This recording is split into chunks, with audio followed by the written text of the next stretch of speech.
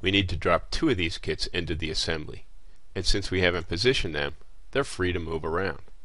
We can position them by dragging the wear plate of the kit assembly and SmartMate it onto the hole in the support bracket.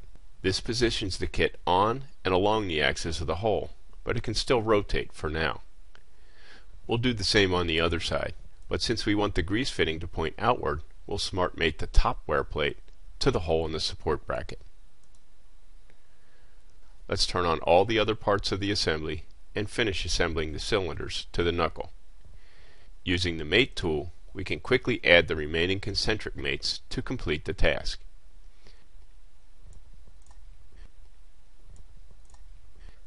As we move the boom, you can see that our assembly behaves exactly as we want it. Our steel knuckles look a bit out of place and could use some paint. To do this, we'll simply copy the appearance of the support bracket and paste it onto the knuckle. That looks pretty good.